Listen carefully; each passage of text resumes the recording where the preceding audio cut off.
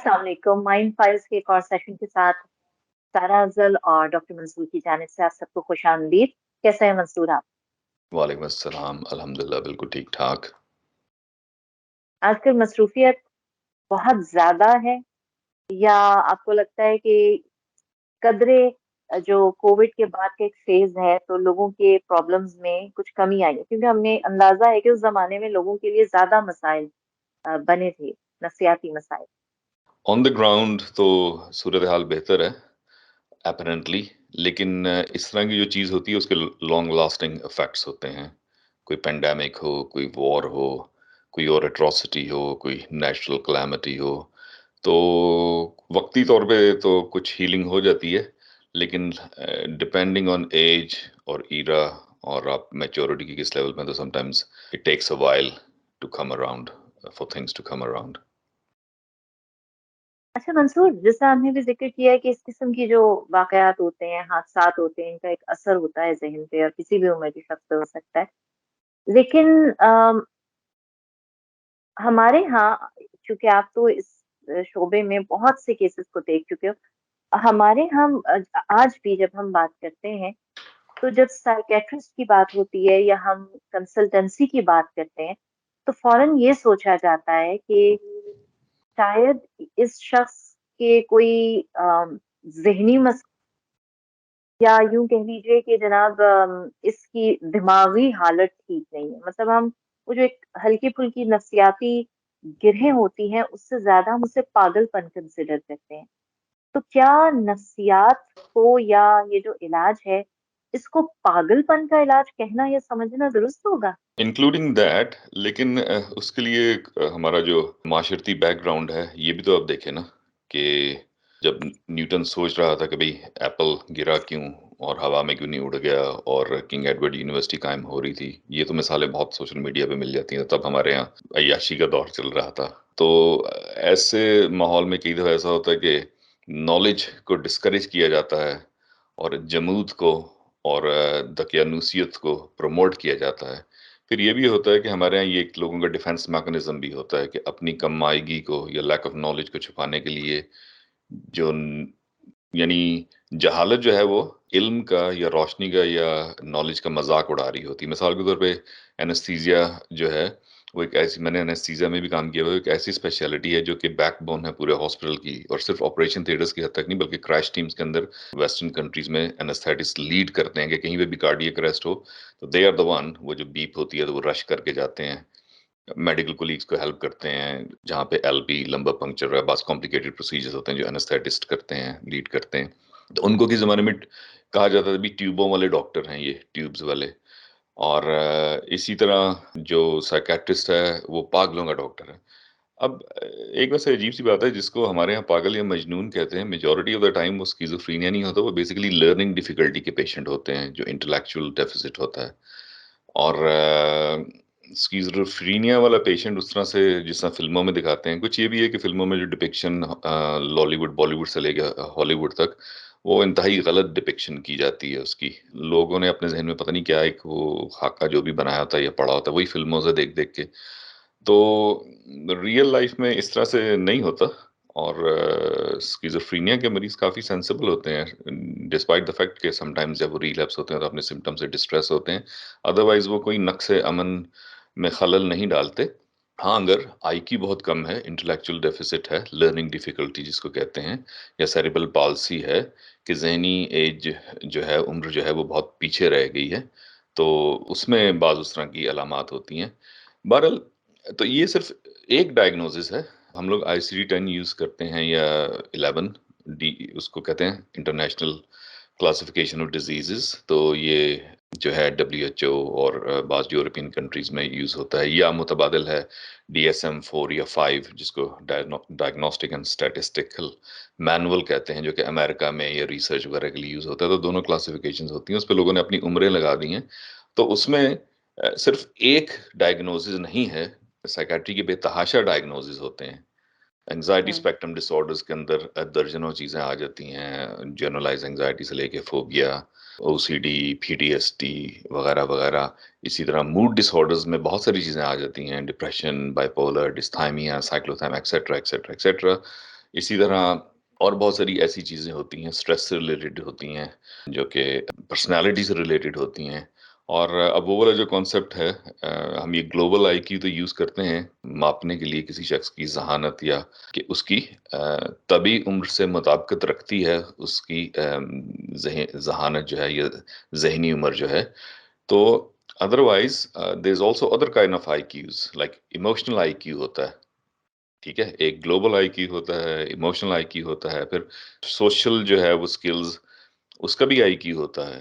फिर एडवर्सिटी के बुरे हालात में कितनी ज़्यादा आपके अंदर क़ुव्वत मुदाफ़ियत है ज़हनी जज़्बाती तौर पे उससे निपटने की और when things are not happening for you और कोई भी एट्रोसिटी एडवर्सिटी के अंदर तो उसमें वो वाला आईक्यू होता है। तो human mind is very complicated और उसी हिसाब से उसकी बेतहाशा अलामात होती हैं और हर शख्स ज़िंदगी में कभी ना कभी either depression if clinical depression ना भी हो तो लो मूड कह लें, उसका शिकार उदासी का हो सकता है, फ़ोबियाज़ होते हैं, एंग्ज़ायटी बहुत सी चीज़ों की हो सकती है, जनरलाइज़्ड एंग्ज़ायटी ना भी हो, कई लोगों को परफ़ॉर्मेंस एंग्ज़ायटी होती है। तो अक्सर जो वर्ल्ड लीडर्स हैं, ये बाज़ इवन सेलिब्रिटीज़ जो हैं, उनके अपने साइकियाट्रिस्ट या साइकोलॉजिस्ट होते हैं। फॉर इंस्टेंस अगर उन्होंने पब्लिक स्पीच डिलीवर करनी है and they got social phobia या परफ़ॉर्मेंस फ़ोबिया, तो वो उसके ऊपर काम किया जाता है बाकायदा कि कैसे उसको ओवरकम किया जा सकता है, वो टॉक डिलीवर करने के लिए, ठीक है? कई लोग पब्लिक प्लेसेस पे नहीं जाते अपने एंग्ज़ायटी या डर या खौफ की वजह से। कई लोग और बहुत सी ऐसी सिचुएशंस हैं, क्लॉस्ट्रोफोबिया है जिस तरह के भई तंग जगह पे बंद होने का एक वो खौफ जो होता है एंड सो ऑन। मसला ये है कि हम लोग जो नॉलेज या कह लें कि कोई भी चीज़ जो डिफरेंट हो या हमें समझ ना आती हो, तो बजाय उसको ये कोशिश करने के कि उसको समझा जाए, उसका आसान जो फ़रारियत है, वो ये है कि उसका मज़ाक उड़ा दिया जाए या हुँ। उसको अंडरमाइन करने की कोशिश की जाए। ये वैसे ही है जिस तरह हम लोग डिस्कशन में भी उसको डिस्कशन से ज़्यादा बहस में उलझाना ज़्यादा पसंद करते हैं। जितने भी टॉक शोज़ आजकल जो मुल्की हालात पे या कब से जो चल रहे हैं, तो बहस मुबासा करना ज़्यादा ज़रूरी समझा जाता है rather than to reach a conclusion या टू एग्री टू डिसएग्री कि भाई लॉजिकल रीज़निंग हो और दूसरे के मौक़िफ़ को मानते हुए अपना मौक़िफ़ पेश किया जाए। तो बहरहाल ये एक ट्रेंड होता है, समटाइम्स कौमें जब पीछे रह जाती हैं इल्म-ओ-दानिश में, पिछले 1000 साल में तो हमारी कोई कंट्रीब्यूशन नहीं है बनी नौ इंसान के उसमें कि हम कोई कंट्रीब्यूट करते, एक सुई तक तो हम बना नहीं सके। बरे-सगीर पाक-ओ-हिंद की बात कर रहा हूँ। 5000 साल की हमारी गुलामी की हिस्ट्री है। बरसग़ीर पाक-ओ-हिंद में की बात अगर करें तो अपने इर्द-गिर्द जो मैंने देखा कि कोई नई चीज़ आती है तो हम उसके बारे में अपनी-अपनी एक थ्योरी ले आते हैं। मुझे याद पड़ता है मंसूर, हम बहुत छोटे थे ज़ाहिर ये कैंसर का मर्ज़ यकीनन उससे बहुत पहले का था।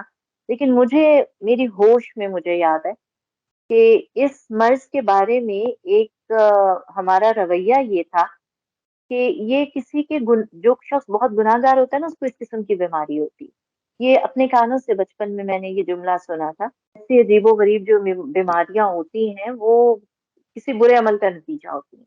जी। तो मैं सोचती थी कि मतलब ऐसे कैसे हो सकता है? कई लोग बहुत अजीब भी होते हैं लेकिन वो तो ठीक रहते हैं और जिनके बारे में हम सोचते हैं कि तो इतने अच्छे थे इनको क्यों ये हुआ? तो आप ये सोचो कि ये मर्ज़ किसी को हो जाए, कैंसर जो कि अब बिल्कुल कॉमन है। तो एक वक़्त था कि लोग एक-दूसरे को बताते नहीं थे कि किसी को भाई बताओ नहीं कि कैंसर है, ये तो शायद किसी गुनाह की सज़ा है। तो ये जो आपने बात जी। कही ना कि हम नई चीज़ किसी को देखते हैं तो हम उसपे तहकीक नहीं करते, उसके हम अपने ही कोई ज़ाविये निकालने शुरू कर देते हैं। जहाँ तहकीक के रास्ते बंद हों या कर दिए जाएँ या उसको एनकरेज ना किया जाए, इल्मी तहकीक, किसी भी किस्म की तहकीक, तो वहाँ पे फिर यही यही होता है कि नॉलेज का मज़ाक उड़ाया जाता है और ठट्ठा उड़ाया जाता है और तज़हीक का निशाना बनाया जाता है और जो जहालत है, वो नाचती है फिर वहाँ पे। तो ऐसे ही है कि जो आपने मिसाल दी, ये तो वही है ना कि ये भी एक चलन है हमारे माशरे में कि भई हमारी मुसीबत आज़माइश और तुम्हारी मुसीबत जो है वो सज़ा है हाँ। अल्लाह की तरफ से। तो ये एक क्या कहना चाहिए कि बहुत अजीबो-गरीब सा एक मैकेनिज़्म है, ना जाने इससे क्या सैटिस्फैक्शन लोगों को मिलती है या एक वो भी ट्रेंड मुझे बहुत बुरा लगता था कि भई कोई बंदा जा रहा है और उसको स्ट्रोक है, बेचारे को कोई मेडिकल इस तरह से बज़ाहिर कोई डिसेबिलिटी है, तो चलते-फिरते हर बंदा आके गुज़रते हुए भी अल्लाह माफ़ करे, अल्लाह माफ़ करे। भई जिस तरह वो कोई बिल्कुल। भीख माँग रहा है आपसे तो भई दूसरे की भी आज़माइश हो सकती है और हो सकता है उससे उसके बहुत से गुनाह बख्श दिए जाएँ। छोटी-मोटी बीमारी वैसे भी जान का सदका होती है और बड़ी आज़माइश जो है उससे भी बहुत से गुनाह आपके धुल जाते हैं। तो हम ऐसा क्यों नहीं करते कि हमेशा दूसरों की मुसीबत को आज़माइश कहना शुरू करें और जब अपने ऊपर आए तो अपना मुहासबा करें और देखें कि हमने क्या गलत किया, क्या ये उसकी सज़ा है। अपने लिए तो हम कह सकते हैं, क्योंकि इंटरनली मुझे तो पता है कि मैंने क्या सही, क्या गलत किया, हर इंसान को पता होता है। दूसरे के बारे में मैं कैसे कह सकता हूँ कि भई ये उसको सज़ा मिली है। तो वैसे किसी भी ने एक बड़ी अच्छी बात कही मंसूर, कभी-कभी होता है ना, इंसान कहते हैं कि यार मेरे साथ ऐसे क्यों हो रहा है? मैंने वही बात बैक ऑफ द माइंड कि मैंने ऐसा क्या गलत किया होगा कि जो मेरे साथ ऐसा हुआ? तो बड़ी भली बात कही किसी ने मुझे कि बाज़ औक़ात जो जिस मुश्किल में आप पड़े होते हैं ना, वो आपकी किसी गलती की सज़ा नहीं होती, आज़माइश भी नहीं होती। वो असल में आपके इर्द-गिर्द वालों की आज़माइश होती है कि वो इस वक़्त कैसे रिएक्ट करते हैं, उनका रवैया क्या होता है, ये उनकी आज़माइश होती है। तो ये बात मुझे बड़ी दिल को लगी थी मेरे। जी, बिल्कुल। तो coming back to psychiatry and psychology जो नफ्सियात का इल्म है, तो जिस तरह अक्सर मैं अपनी टॉक्स में कहता हूँ कि mind and body is interrelated and connected, तो वो एक इकाई के तौर पे काम करते हैं। तो इसी तरह हर शख्स ज़िंदगी में कभी न कभी ऐसी चीज़ों से ज़रूर गुज़रता है, या आजकल जो दुनिया में स्ट्रेस है, बहुत से स्ट्रेसेस होते हैं, फाइनेंशियल स्ट्रेसेस होते हैं, घरेलू मसाइल होते हैं, जज़्बाती मसाइल होते हैं, मुल्क की सूरत-ए-हाल होती है, बाज़ जगह पे जंग-ओ-जदल है। ज़ाहिर है फिर उसके लिए भी साइकियाट्रिस्ट से रुजू किया जा सकता है। मैरिटल काउंसलिंग होती है अगर, या कपल काउंसलिंग होती है कि भई अगर कोई कपल जो है वो उनको कोई दुश्वारी अपने ताल्लुकात में पेश आ रही है। फैमिली थेरेपी होती है कि भई अगर एज़ अ होल फैमिली के अंदर कुछ डिसरप्टिव हो रहा है या हाई एक्सप्रेस्ड इमोशंस हैं, तो उसके लिए हो सकती है। और जैसा बाकी दीगर बहुत सी दर्जनों बीमारियाँ हैं, तो उन सब के लिए साइकियाट्रिस्ट से रुजू करना चाहिए। और ऑब्वियसली डिफरेंस मैं बता देता हूँ कि साइकियाट्रिस्ट जो है वो डॉक्टर होता है और फिर स्पेशलाइज़ेशन करके साइकियाट्रिस्ट बनता है एंड ही कैन प्रिस्क्राइब। और साइकोलॉजिस्ट जो है वो दे डिलीवर टॉकिंग थेरेपीज़, काउंसलिंग। और उसमें भी एक बहुत बड़ी रेंज है कि साइकोडायनामिक जो ओल्ड फैशन्ड और साइकोएनालिटिकल थेरेपी से लेके और जो नाव एंड हेयर जो मुख्तसर थेरेपीज़ हैं, जिसमें सीबीटी है, कॉग्निटिव बिहेवियरल थेरेपी है, इंटरपर्सनल थेरेपी है एंड सो ऑन। डीबीटी है, थोड़ी लॉन्ग टर्म होती है, कैट है, cognitive analytical therapy and so on. तो उसमें बेतहाशा थेरेपीज़ अब अवेलेबल हैं और ये साइंटिफिकली एविडेंस बेस्ड है कि बाज़ बीमारियों में मेडिकेशन काम करती हैं, बाज़ में थेरेपी काम करती हैं और बाज़ में, बल्कि मेजॉरिटी में दोनों का कॉम्बिनेशन जो है वो ये समझा जाता है कि रिलैप्स प्रिवेंशन के लिए कि अलामात जल्द वापस ना आएँ, दोनों मिलके अगर हों तो उसको सिनर्जिज़्म कहते हैं कि वो एक एनहांस्ड इफ़ेक्ट होता है। तो वो रिकमेंड की जाती हैं अंडर सर्टेन गाइडलाइंस। अच्छा, मंसूर, जिस तरह हम देखते हैं, हम सिर्फ़ अपने माहौल की बात नहीं करते, हम एक जनरल दुनिया की बात करें, जिस तरह हम वेस्ट में देखते हैं, गन वॉयलेंस बहुत ज़्यादा है। वेस्ट में तो नहीं कहना चाहिए, कुछ ममालिक में गन वॉयलेंस बहुत ज़्यादा है और इसके पीछे भी यकीन मसाइल मौजूद हैं, कोई ट्रॉमास मौजूद हैं, किसी किस्म का कोई ऐसा माइंडसेट बन जाता है इंसान का। फिर सब्सटेंस यूज़, आप ये देखें कि अब तो अ, मतलब हम हमें लगता है कि ये हमारे यहाँ सिर्फ ये मसला है, लेकिन हम देख रहे हैं कि ये बेरोज़गारों में भी है, ये अमीर-तरीन अफ़राद में, मतलब खुशहाल लोगों में। किसी को तो हम कहते हैं ना कि वो इस काम में इसलिए पड़ा कि मसाइल का शिकार था, परेशान था, उलझन दूर करने के लिए, वो में भी ये देखा गया है। फिर एक और जो चीज़ मेरे ज़हन में, और बहुत अरसे से ये मेरे ज़हन में है, कि ये वो मसाइल हैं जो नौजवानों में उभरते हैं। तो क्या हमारे जो स्कूल्स हैं, उनके अंदर हम बच्चों के लिए तो नहीं बहुत सी एक्टिविटीज़ करवा रहे होते हैं। क्या हम कोई बच्चों के लिए, ऐसा नहीं कि हम कोई उनके साइकियाट्रिस्ट सेशन करवाएँ, लेकिन कोई ऐसी एक्टिविटीज़ कि जिनके ज़रिए हम बहुत शुरू में ही बच्चों के बिहेवियर को डिटेक्ट कर सकें। जी। बच्चे को कहाँ पर क्या मसला है। जिस तरह हम देखते हैं ऑटिस्टिक बच्चे साल हर साल नॉर्मल बच्चों के साथ उस चक्की में पिस रहे होते हैं, क्योंकि वो उस्ताद चाहता है कि वो नॉर्मल बच्चों के साथ उसी पेस में चलें। तो क्या हम इसको कहीं पहले डिटेक्ट कर सकते हैं? जी हाँ, बिल्कुल। और जो डेवलप्ड नेशंस हैं वहाँ पे तो ऑटिस्टिक बच्चे जो हैं या स्पेसिफिक एलडी लर्निंग डिफिकल्टी जैसे डिस्लेक्सिया है फॉर मैथमेटिक्स एंड इंग्लिश, तो उसके लिए एक स्पेशल सपोर्टिव मेजर्स किए जाते हैं, उनके लिए कागज़ जो वो यूज़ करते हैं उसका कलर डिफरेंट हो सकता है, बाज़ बच्चों को उससे फ़ायदा होता है क्योंकि उनकी जो ज़हनी इर्तिकाज़ के अलावा जो उनकी बाकी जैसा आई हैंड कोऑर्डिनेशन है या रीडिंग की सलाहियतें हैं वो मुतासिर होती हैं। उनके लिए उनको व्हाइट बोर्ड के या ब्लैक बोर्ड के नज़दीक बिठाया जाता है, उनके लिए लाइट होती है, उनका एक अदद कोई एक्स्ट्रा ट्यूशनिंग या सपोर्टिव कोई भी पेयर ग्रुप में से या जो स्पेशल नर्सिंग असिस्टेंस प्रोवाइड की जाती है स्कूलों में वगैरह वगैरह और वो बच्चे फिर जिनको ये सब सपोर्ट मिलती है तो सारी सपोर्ट के साथ वो ऐसे ही एकेडमिकली प्रोसीड करते हैं, प्रोग्रेस करते हैं जिस तरह के बाकी बच्चे। अलबत्ता ये है कि देखा ये गया है कि इन ममालिक में डेवलप्ड कंट्रीज में साइकियाट्री की प्रेजेंटेशन ज़्यादा हैं, ज़हनी, जज्बाती, वो सब चीज़ें। तो उसमें या तो ये कि यहाँ पे क्योंकि अवेयरनेस भी ज़्यादा है तो शायद इसलिए प्रेज़ेंटेशन ज़्यादा है। एक तो इसकी लॉजिक ये हो सकती है। दूसरी लेकिन एक वजह और भी है। पहले जो स्टडीज़ पुरानी हुई थी तो उसमें बताया गया था कि जो ये बड़ी सरप्राइज़िंग बात है कि जो डेवलपिंग कंट्रीज़ हैं वहाँ पे जो मेजर साइकियाट्रिक डिसऑर्डर्स हैं उनका आउटकम और प्रोग्नोसिस जो है वो बेहतर होता है। तो वजह अच्छा। वजह ये थी कि यहाँ पे जो फैमिली सिस्टम की डिसइंटीग्रेशन है, वहाँ पे कम्युनिटी की सेंस है। हम लोग अक्सर वो हाइलाइट करते हैं अपने माशरे की या मुल्क की या देसी कल्चर की बाज़ खराबियाँ क्योंकि टाइम मुख्तसर होता है तो इसलिए नहीं हाइलाइट करते कि सब कुछ वहाँ पे बुरा है। वो इसलिए होता है कि मुख्तसर टाइम में बीमारी की या खराबी की निशानदेही की जाए ताकि लोगों को अवेयरनेस हो, तो इसलिए करते हैं, वरना तो हुँ, पॉज़िटिव्स भी बहुत सारे हैं। तो बिल्कुल। और वो बहुत से पॉलिटिक्स में एक जो हमारे यहाँ हायरार्की है कि भाई बुजुर्गों का अदब या एक वो शेयरिंग एंड केयरिंग वाला सिलसिला कि भाई नेबरहुड एक दूसरे को हेल्प आउट करता है, गमी खुशी में लोग इकट्ठे हो जाते हैं, फैमिली सिस्टम है, भले ही आप एक घर में मतलब भले ही 14 लोग ना भी रहें लेकिन सेम नेबरहुड में या सेम शहर में हैं तो वो एक दूसरे को सपोर्ट करते हैं।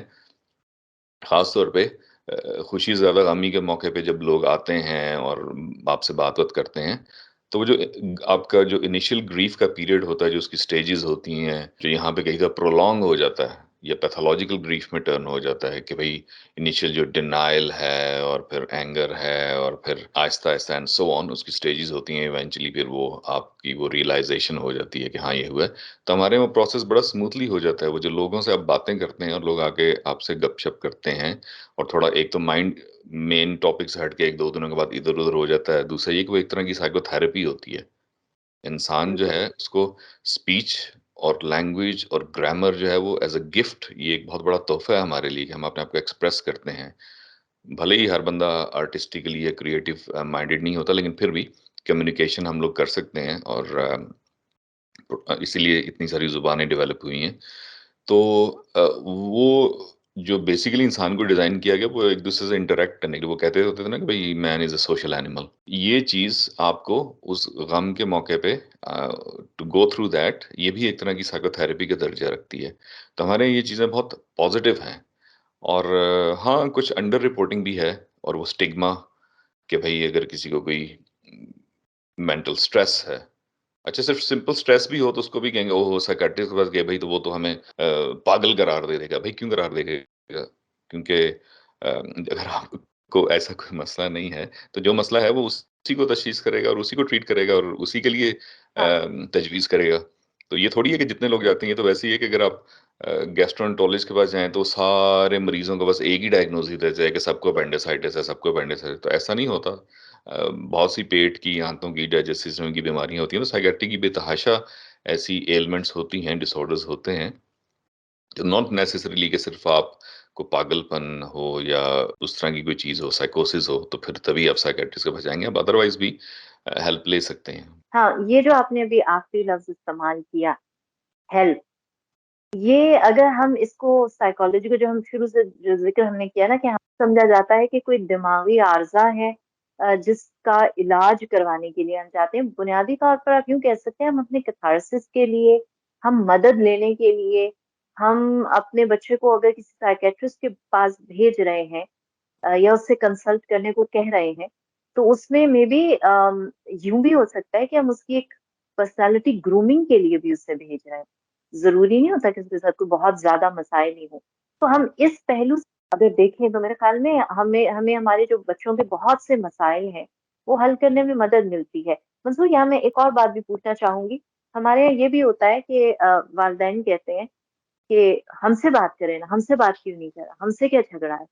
लेकिन बच्चा ऐसा नहीं होता कि वो पेरेंट्स से क्लोज नहीं होता, या वो आप यूं कहें कि उनकी रिस्पेक्ट नहीं कर रहा होता या उन्हें वैल्यू नहीं दे रहा होता। क्या ये एक हेल्दी एटीट्यूड है, और क्या हमें इसके ऊपर जो हम सख्ती करते हैं, क्या वो करना ज़रूरी है? मतलब अगर बच्चा कहीं बाहर बात करना चाहे और हर बात के लिए वो पेरेंट्स के पास ना आए तो? अच्छा, ये बहुत बड़ा टॉपिक है, ये अलग से एक स्पेशलिटी है।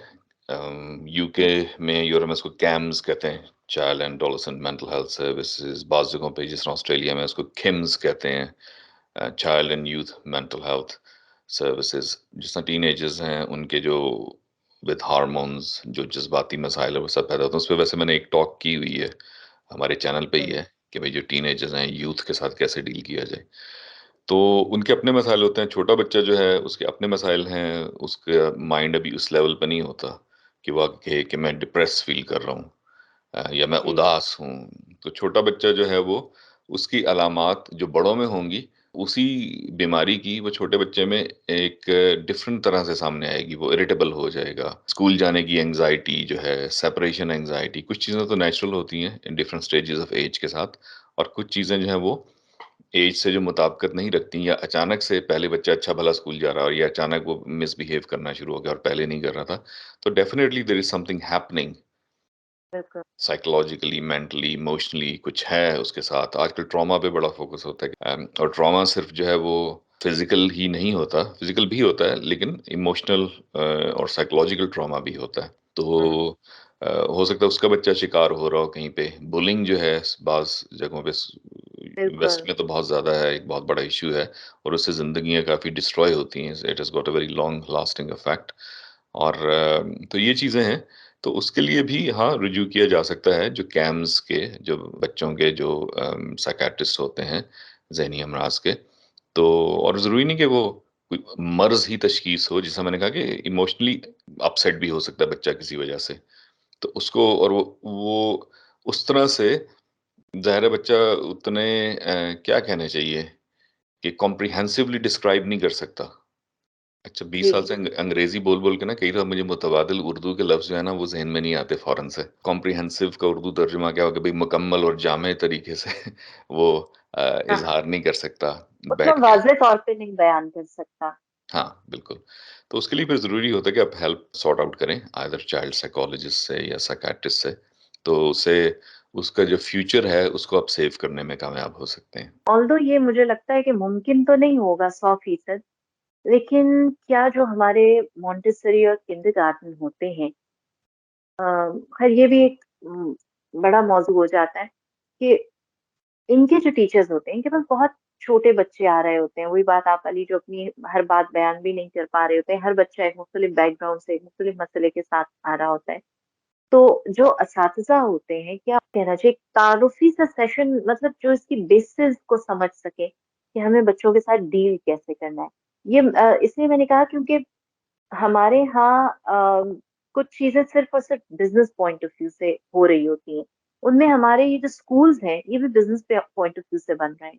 हर गली मोहल्ले में किसी को कुछ पता नहीं है, क्या सिलेबस है, क्या टीचर्स रखने का क्राइटेरिया, और स्कूल्स बन रहे हैं और पेरेंट्स भेज रहे हैं। ये ट्रॉमाटाइज़ होते हैं। जो आपने बुलिंग का कहा, वो सिर्फ़ अपने हम-जमात नहीं होते, बाज़ औक़ात असातिज़ा भी होते हैं। उनका रवैया भी जी। होता है, जो बच्चे भागते हैं। तो अ, इस सवाल में 2 बातें आ जाती हैं। एक तो ये कि क्या हमें अपने इन स्कूल्स को रेगुलाइज़ करने की ज़रूरत नहीं, मतलब हमें पता हो कि भाई ये 10 किसी भी किस्म के स्कूल नहीं है, ये 4 हैं और उनमें ये पढ़ाया जा रहा है, उनके असातिज़ा का ये क्राइटेरिया है। और दूसरा ये कि हमें गवर्नमेंट लेवल पे भी और जो प्राइवेट स्कूल्स भी हैं, एक बुनियादी तारुफ़ इन मसाइल का असातिज़ा के सामने रखना चाहिए कि हमें अपने स्टूडेंट को ट्रीट कैसे करना है, जो हमारे यहाँ नहीं है मसलन। हाँ, ज़ाहिर है पूरी की पूरी साइकोलॉजी या साइकियाट्री तो नहीं पढ़ाई जा सकती, लेकिन तारुफ़ी हाँ, एक टॉक या लेक्चर ज़रूर दिया जा सकता है और होना चाहिए। और यहाँ पे तो स्कूलों में हर स्कूल या कॉलेज के साथ अपनी एक लोकल उनकी डेडिकेटेड साइकोलॉजिस्ट होती हैं या होता है, और एक स्कूल नर्स भी होती है। तो ज़ाहिर है आप बच्चों के साथ डील कर रहे हैं और उनको पढ़ा रहे हैं और जो बेसिक लर्निंग थ्योरीज़ हैं ह्यूमन माइंड की, वो तो बहुत ही ज़्यादा ज़रूरी हैं। जिस उस्ताद को यही नहीं पता कि बेसिक लर्निंग थ्योरीज़ क्या हैं, ह्यूमन माइंड कैसे लर्न हुँ, करता है, उसके मुख्तलिफ तरीक़ाकार क्या होते हैं, तो वो हुँ, इफ़ेक्टिवली कैसे पढ़ा सकता है।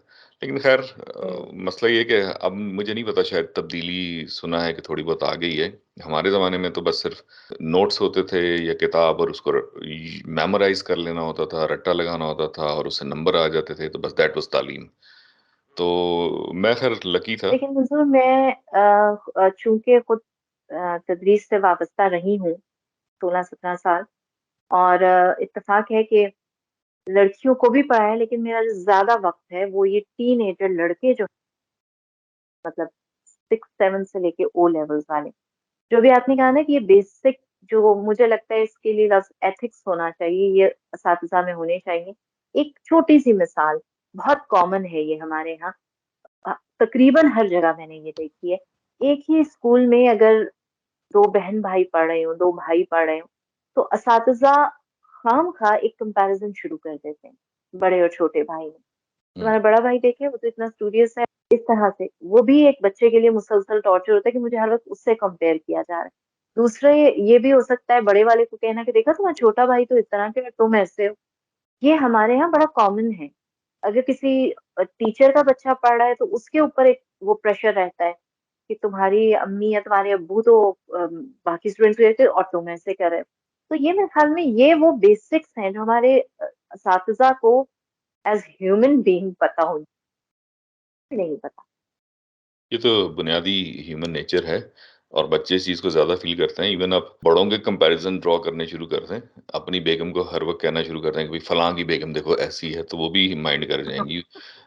बेगमात जो हैं वो अपने शौहरों को कंपेयर करना शुरू करेंगे, भई फलाँ का शौहर तो बड़ा शौहर भी हाँ, जो ख़्याल रखता है और ये वो तो ये इस तरह के कंपैरिज़न ड्रॉ करना मतलब कोई अच्छी मुसाबिकत को जन्म नहीं देता बल्कि कॉम्प्लेक्सेस को जन्म देता है और मैं ये कह रहा था कि मैं इस मामले में लकी था कि मुझे जो सेट ऑफ टीचर्स मिला अप टू मैट्रिक तो वो सिर्फ सिलेबस नहीं पढ़ाते थे बल्कि कुछ ना कुछ कभी पॉलिटिक्स पे बात कभी अखलाकियात के ऊपर कभी कुछ दीनी मालूमात या वैसे कोई और डिस्कशन तो वो उस लिहाज से मैं लकी था हाँ अलबत्ता एक कंपैरिजन ज़रूर था कि मेरा छोटा भाई जो मुझसे 4 साल छोटा था तो उस बेचारे की बड़ी सख्ती रहती थी कि भाई हैं ये आपका भाई है अच्छा कभी इकट्ठे देख लें टीचर तो आप तो पोजीशन होल्डर हैं और ये जो है ये मेहनत नहीं क्यों नहीं कर रहा और यूँ वो। तो भाई उसका इंटरेस्ट किसी और चीज़ में होगा, उसका माइंड कुदरत ने जो है वो कोई भी इंसान बगैर टैलेंट के पैदा नहीं किया होता।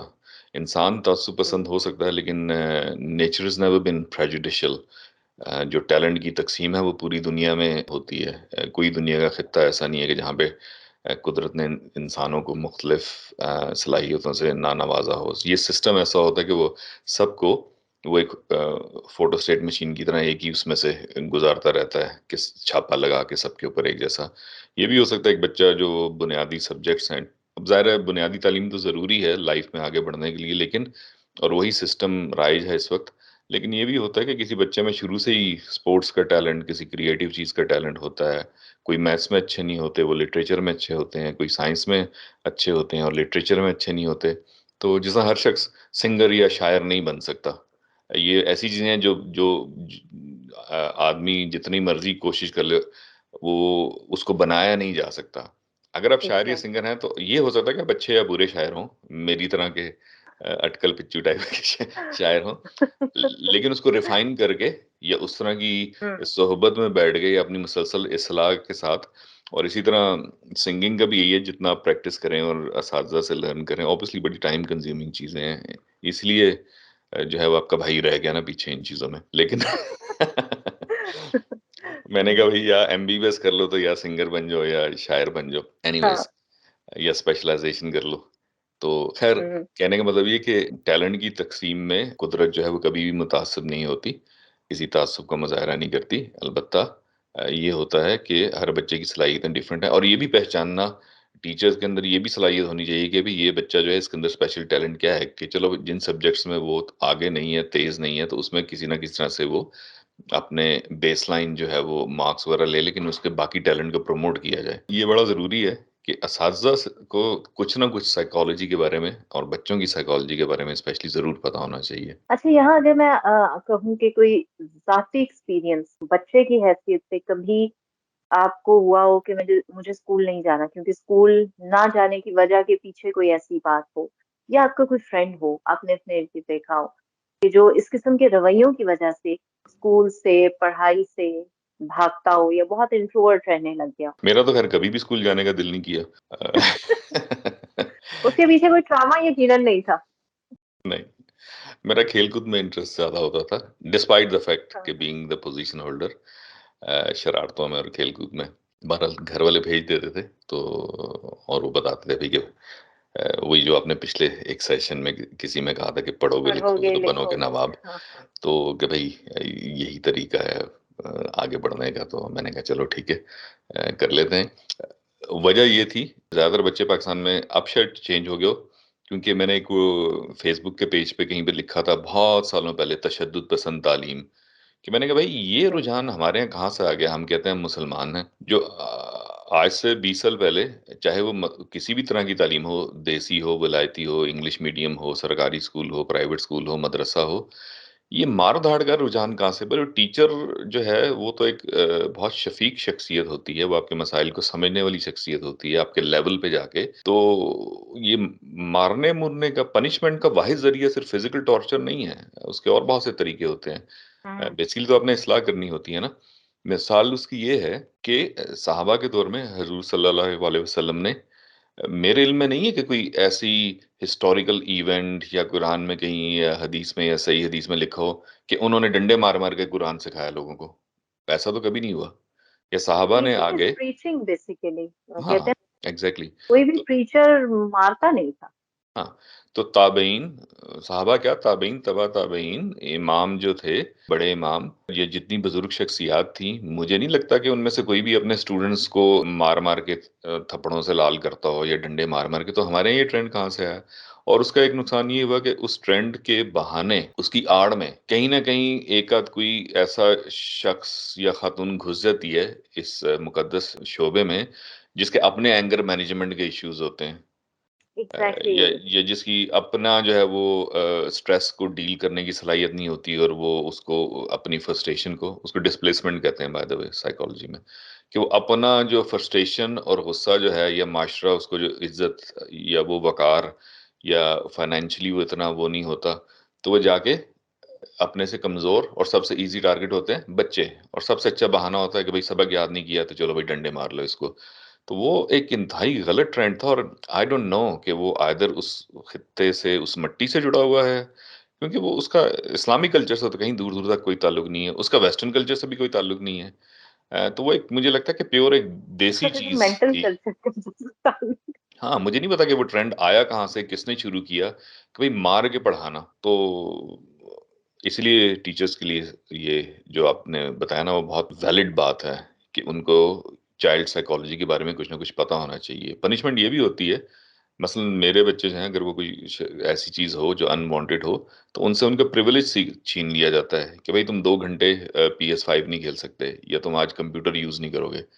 तो जो एक बच्चा जिसकी अच्छी नर्चरिंग और तरबियत हुई है, उसके लिए इतना ही काफ़ी है कि भई उससे वो उसको पनिशमेंट ही समझेगा, तो उसमें कोई ज़रूरी नहीं कि उसको मार-मार के जो है वो बेहोश कर दिया जाए और उस तरह से। तो दैट मीन्स अगर टीचर को डंडा उठाने की या फिज़िकली टॉर्चर करने की या पेरेंट्स को ज़रूरत पड़ गई, तो वो आपका फेलियर है। That yes, means exactly. कि आप वेल इक्विप्ड नहीं हैं, ना आपको अच्छी पेरेंटिंग आती है और ना आपको अच्छी टीचिंग आती है और आप फेल हो रहे हैं। तो यहाँ मैं आपको एक बात बताऊँ, ये जो अगर बच्चा नहीं पढ़ रहा तो उसे मारना है और ये टीचर की वाक़ईतन फ्रस्ट्रेशन होती है। एक खातून मिली अभी कुछ अर्सा पहले और उन्होंने उनके शौहर टीचर हैं, एक साइंस सब्जेक्ट के और ओए लेवल्स को पढ़ाते हैं। और उन्होंने कहा कि बता रही कि मेरे हस्बैंड जो है वो तो बहुत अच्छे टीचर हैं। और उन्होंने एक जुमला बोला, उन्होंने कहा कुछ बच्चों को पसंद नहीं आते, लेकिन जो बच्चे लायक होते हैं ना उनके तो वो आइडियल होते हैं। मेरे ज़हन में बेख्तियार ये बात आई कि जो ऑलरेडी लायक है, जो बच्चा पहले ही आपने उसके ऊपर कोई मेहनत नहीं करी, उसकी तराश-तराश हुई हुई है, आप उसके लिए अगर अच्छे हैं, तो फिर आप उस्ताद नहीं, हुँ, क्योंकि तो आपको तो एक बनी-बनाई चीज़ मिल रही है। ये तो उस्ताद तो सहल आप तब पसंदी हो हुई जब ना। आप हाँ, जब आप उस बच्चे को भी पढ़ाई की तरफ ले आएँ, जो नहीं पढ़ पा रहा, फिर आप उस्ताद होते हैं। तो मेरा ख़्याल है वो जो पुट चढ़ाते हैं ना, वो होता है कि मेहनत ना करनी पड़े, रिज़ल्ट बड़े अच्छे आ जाएँ, जहाँ मेहनत करनी पड़े तो कहते हैं वो तो ये तो है ही नालायक। नहीं, बच्चा नहीं नालायक होता, उस्ताद नालायक होता है। बस वो प्रॉपर ट्रेनिंग ही होती ना कि भई हुँ, बिहेवियरल टेक्निक्स कैसे यूज़ करनी है या पनिशमेंट के और बहुत से ऐसे कौन से तरीके हैं कि जिसमें ज़हनी या जिस्मानी तशद्दुद के बगैर भी बच्चे को मैसेज पहुँच जाए और तो हुँ, वो ज़ाहिर है वो वेल इक्विप्ड नहीं थे असातिज़ा उस ज़माने में। अब का मुझे नहीं पता पाकिस्तान के या इंडिया के कॉन्टेक्स्ट में या जो भी नेशंस हैं बांग्लादेश, श्रीलंका वगैरह तो अगर तो उस्ताद को ये चीज़ें पता हैं, उसके साइकोलॉजिकल बैकग्राउंड और बिहेवियरल टेक्निक्स कैसे यूज़ करते हैं, तो आई थिंक उसमें फिर तशद्दुद की नौबत नहीं आनी चाहिए। अब जिस तरह मैथ्स का सब्जेक्ट है, वो कोई आसान सब्जेक्ट नहीं, मैथ्स बहुत इंटरेस्टिंग सब्जेक्ट है। लेकिन आप देखिए मैं यहाँ पर बहुत से लोगों से जब मिलती हूँ, 80 टू 90% रेशियो है ये। जिनका कहना होता है सब्जेक्ट पूछो कौन कहता है मैथ्स बिल्कुल नहीं पसंद और हर एक का ये कहना टीचर हमारे उफ, हमारी तो जान निकलती थी उन्हें देख के। और आप यकीन मानो जब मेरा बेटा पढ़ रहा था मैथ्स, तो वो बेचारा मेरे पे गया मैथ्स में या था, अब तो नहीं है। क्योंकि उसको जो पहले टीचर्स मिले थे, वो वाक़ई यही बात थी कि एक लगा देनी, हालाँकि बड़े अच्छे स्कूल थे, लेकिन मैथ्स के टीचर से बच्चों की जान जाती थी। हुँ, he was in 5th class वो माशाल्लाह वो इतने अच्छे टीचर हैं हसन नाम है उनका, कि मैंने एक दिन क्लास जब वो ले रहे थे, तो मैंने उससे कहा कि हसन अगर तुम मेरे टीचर होते ना, तो कसम से मैं कभी मैथ्स में फ़ेल ना हुई होती। कि जो पेशेंस का लेवल था और फिर जो बच्चों के लेवल पे आकर उस सबको समझाना था।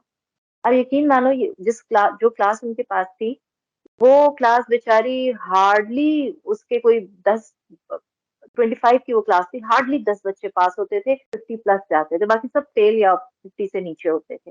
और माशाल्लाह उस बंदे की क्लास से कभी हमने ऊँची आवाज़ नहीं सुनी, उसकी क्लास से कभी हमने किसी बच्चे को मुँह सूरते नहीं देखा। कोई 15 दिन के बाद बच्चे इंतज़ार करते थे कि सर हसन की क्लास हो। और माशाल्लाह उसके रिज़ल्ट्स इतने ऊपर गए। और जी। बात पता है क्या थी साहिल? उसने कहा कि जब मैं छोटा था ना, तो मुझे शुरू-शुरू में ही बड़ी ज़ोरदार मार पड़ी थी मैथ्स से, लेकिन मुझे उसके फ़ौरन बाद एक बड़े अच्छे मैथ्स टीचर मिल गए थे। हमेशा रहा कि उन्होंने मुझे किस तरह मैथ्स पढ़ाया। हुँ। जबकि हम अब देखो ये सिर्फ़ पाकिस्तान में नहीं, बहुत से जगहों का है कि जो मुश्किल सब्जेक्ट्स हैं, उनके टीचर उतने ही हार्श होते हाँ, बस यही वजह है जो मैं आपको फ़र्क बता रहा था कि हमारे बचपन में आई होप अब चीज़ें डिफरेंट हों, कि हमारे बचपन में मतलब इवन कि मी बीइंग पोज़ीशन होल्डर किसी भी बच्चे का बहुत ज़्यादा खुशी-खुशी स्कूल जाने का दिल नहीं करता था और सब छुट्टियों का इंतज़ार करते थे और वजह शायद यही होगी। और ये फिर जब मैंने यूके में और बाकी यूरोपियन कंट्रीज़ में देखा कि वहाँ पे तो बहुत से बच्चे जो हैं वो they are looking forward to go to the school. इसलिए कि भई 3, 4, 5, 6, 7, 8 साल का बच्चा तो उसको खेल-कूद में सिखाया जाता है। ठीक है, साथ-साथ पढ़ाया भी जाता है, लेकिन उसके लिए और एंटरटेनमेंट या उसकी ह्यूमन माइंड की वैसे भी कंसंट्रेशन की सलाहियत जो है, वो पीक कंसंट्रेशन जो है, वो 20 मिनट से ज़्यादा है ही नहीं है। ये भी वैसे एक डिबेटेबल बात है कि तो लेक्चर जो हैं वो घंटे-घंटे भर के क्यों होते हैं मतलब इवन किस कॉलेजेस और यूनिवर्सिटीज़ में। बहुत ज़्यादा आप उसको खींच-खूंच लें, उसके लिए एक बेल्स कर्व होता है कि आपकी इंटरेस्ट पे भी डिपेंड करता है, जिस चीज़ में आपकी इंटरेस्ट है, मसलन आप कोई फ़िल्म देख रहे हैं जो बहुत दिलचस्प है या कोई नॉवल पढ़ रहे हैं या जो भी आपकी इंटरेस्ट की चीज़ है या कोई स्पोर्ट्स खेल रहे हैं, तो उसमें आपकी कंसंट्रेशन वो बढ़ जाती है, घंटा या उससे ज़्यादा हो जाती है। लेकिन otherwise on an average 20 minute की कंसंट्रेशन आपकी पीक होती है, उसके बाद वो डिक्लाइन होना शुरू हो जाती है। तो मेरा तो ख़्याल है कि हर आधे घंटे के बाद छोटी-मोटी ब्रेक होनी चाहिए। तो बहरहाल ये सारी वो चीज़ें जो बड़ी साइंटिफिक हैं, तो बात वहाँ से शुरू हुई थी कि भई हमारे यहाँ जो स्टिग्माज़ हैं और साइकियाट्री से रिलेटेड या नफ्सियाती अवारिस जो हैं उनसे रिलेटेड, तो नफ्सियात जो है वो अब सिर्फ़ नफ्सियात तक महदूद नहीं रही, सिर्फ़ ज़हनी ही नहीं, उसमें जो जज़्बाती आपकी हेल्थ है, जिसे मैंने आईक्यूज़ का तज़किरा किया था कि डिफरेंट आईक्यूज़ हैं। तो इसी तरह आपकी ज़हनी सेहत, आपकी जज़्बाती सेहत, ठीक है? और आपकी जो साइकोलॉजिकल रेज़िलियंस है बुरे हालात से नबरद आज़मा होने की और वो सब चीज़ें, तो वो सारी सलाहियतें, वो सब चीज़ें साइकियाट्री के अंडर ही आती हैं और अब ये बहुत वास्ट सब्जेक्ट है। It's not just limited to वो जिस तरह आपने शुरू में कहा कि पागलपन और इस तरह से, तो वो बल्कि बहुत कम लोग ऐसे आते हैं। वो तो उसका इंसिडेंस रेट स्किज़ोफ्रेनिया का जो है, वो लेस देन 1% है, प्रेवलेंस भी। तो इंसिडेंट रेट्स हुँ। होता है कि न्यू केसेस और प्रेवलेंस होता है कि ऑलरेडी कितने केसेस हैं, तो वो तो लेस देन 1% है, यानी 100 में से चांस है कि आधा एक आध शख्स को शायद हो। तो वो इतने ज़्यादा नहीं होते। वेस्ट में हमारे पास ज़्यादातर लोग जो हैं वो अपनी दूसरी वजूहात की वजह से आते हैं। ट्रॉमा की वजह से, इमोशनल ट्रॉमा, पर्सनैलिटी वल्नरेबिलिटीज़ होती हैं कई लोगों की। कई लोगों के सोच का जो ज़ाविया होता है, पैटर्न्स जो होते हैं, वो उनके लिए डिफ़िकल्टीज़ कॉज़ करते हैं। तो वो सब चीज़ें जो हैं वो साइकियाट्रिस्ट और साइकोलॉजिस्ट ही डील करते हैं। ओके। आज के हमारे सेशन में से कोई 3, 4, 5 टॉपिक निकल आए। आपने अभी जैसा शिज़ोफ्रेनिया की बात की है। हमारे यहाँ अब ज़रा-सा भी कोई जैसे वही आपकी वाली बात है जिस तरह हमारी फ़िल्म्स में दिखाया जाता है, कोई वैसी अलामत नज़र हम कहते हैं शिज़ोफ्रेनिया की, हालाँकि शिज़ोफ्रेनिया इतना कॉमन नहीं जिस तरह आपने भी अभी ज़िक्र किया। हम इसके ऊपर भी एक बिल्कुल सेशन कर सकते हैं कि शिज़ोफ्रेनिया की अलामात क्या होती हैं? क्या वो इतनी ही ऑब्वियस होती हैं या वो इतनी ही छुपी हुई होती हैं कि पता ना चल सके? सेकंडली जो अभी आपने एक बात कही अटेंशन स्पैन की कि हम 20 मिनट से ज़्यादा नहीं, तो बाज़ औक़ात क्या बल्कि होता ही ऐसा है कि बच्चों में अ, ऐसे बच्चे जो कभी इधर कभी उधर, वो पेरेंट्स के लिए, टीचर्स के लिए उनको हैंडल करना बड़ा मुश्किल होता है। उनको किस तरीके से हैंडल किया जा सकता है? और एक और ये कि जो आपने नफ्सियात की बात की कि ये हमारी ज़िंदगी के हर शोबे में, तो आप ये देखिए कि हमारे अकायद को भी नफ्सियात के ज़रिए ही मैनिपुलेट भी किया जाता है। हम 3 मोटे-मोटे पॉइंट्स मेरे ज़हन में आए थे कि हम अपने आने वाले सेशंस में इन पे बात कर सकते हैं। कर सकते हैं। और नफ्सियात सिर्फ़ अमराज़ को डील करने तक ही महदूद नहीं है।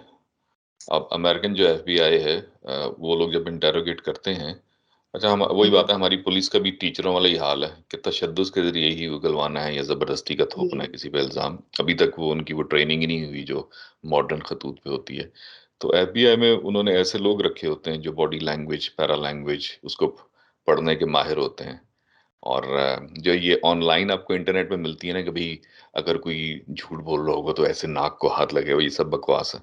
ऐसा नहीं होता। मैं तो अक्सर बात करते हुए यूँ करती हूँ।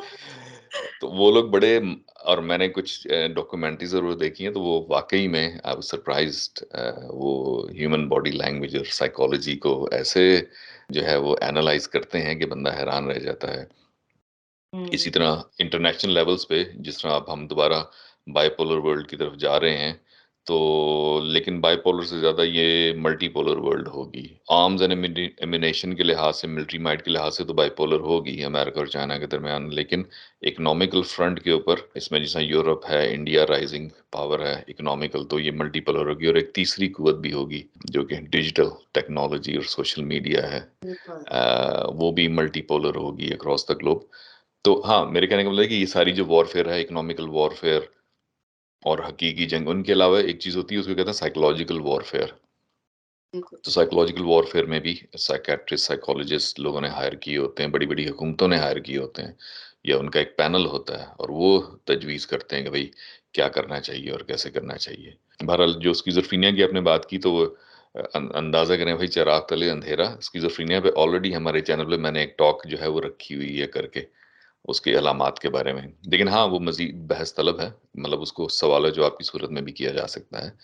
It's a very interesting topic, तो उसपे हम करेंगे। तो इस सेशन को मेरे ख़्याल में अगेन मैं ये सजेस्ट करूँगा, हमने कंसंट्रेशन की बात की, तो हमारे जो नाज़रीन और सामीन हैं, भई अगर आप हमें भले ही ना देखें, इस उम्र में मुझे दिखने का इतना ज़्यादा शौक रहा भी नहीं, लेकिन इसको एज़ अ पॉडकास्ट अगर सुनना चाहें कि भाई गाड़ी में 20 मिनट सुन लिया, फिर 15 मिनट बाद में सुन लिया, जो जो सेशन तवील हो जाते हैं। अदरवाइज़ क्योंकि टॉपिक ऐसे होते हैं कि वो बात में मतलब से अब बात निकलती आती है। हाँ, अब हमने कोई चूरन या मंजन तो बेचना नहीं होता बस में कि भाईजान, कदरदान, पानदान वगैरह-वगैरह। तो कि भाई 5 मिनट में बेचा और निकल गए। तो टॉपिक हाँ, ऐसे होते हैं कि वो इतना ब उसको कवर करने के बाद भी तिश्नगी रह जाती है। तो बिल्कुल। डिपेंड करता है ना भई, लेवल ऑफ नॉलेज के ऊपर भी डिपेंड करता है कि आप कितना उसके ऊपर बोल सकते हैं, कितना बोलना चाहते हैं। मैं चाह रहा था आप मेरी तारीफ़ करें, लेकिन चलें कोई बात नहीं। खु नहीं, मैंने कहा अंजुमन आपने कॉमा, फुल स्टॉप लगाए तो मैं तारीफ़ करूँ। अंजुमन सताइश बाहमी बना ली जाए एक कि भई नहीं, असल में पता है कि ये मौज़ूआत ऐसे होते हैं कि अगर हम कहें कि जनाब आज हम आपसे अ, बच्चों के बिहेवियर पर बात करेंगे। और फिर हम 20 मिनट सिर्फ़ उसी पे बात करें, तो ऐसा मुमकिन नहीं होता क्योंकि उन बच्चों के रवैयों को बनाने में घर के माहौल का, स्कूल का, इन सबका हाथ होता है और फिर वही बात की बातों में से बात निकलती आती है। तो इसी तरह हमारे जो सुनने वाले हैं वो भी यकीनन उनके ज़हन में बहुत से निकात होंगे और वो हमसे अपने निकात बाँट सकते हैं, हमें बता इसी सकते तरह हैं, हम उसके ऊपर भी बात कर सकते हैं। कथा कलामी की माफ़ी चाहता हूँ, मैं कहने लगा था कि इसी तरह से हमारे जो व्यूअर्स हैं या सुनने वाले हैं वो अगर चाहें कोई क्वेश्चन इस तरह का करना चाहें तो वो मतलब कमेंट्स में भी वो क्वेश्चन भेज सकते हैं और हम ज़रूर इंशाल्लाह ताला उसको एड्रेस करने की कोशिश करेंगे। अभी तो हमारी व्यूअरशिप बिल्ड हो रही है।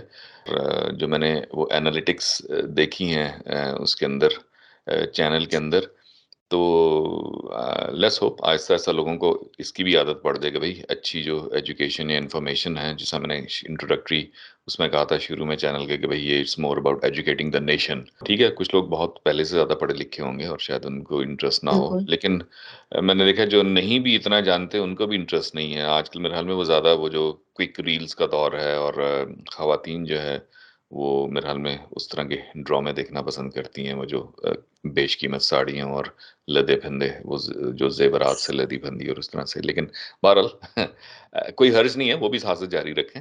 लेकिन let's see how it goes.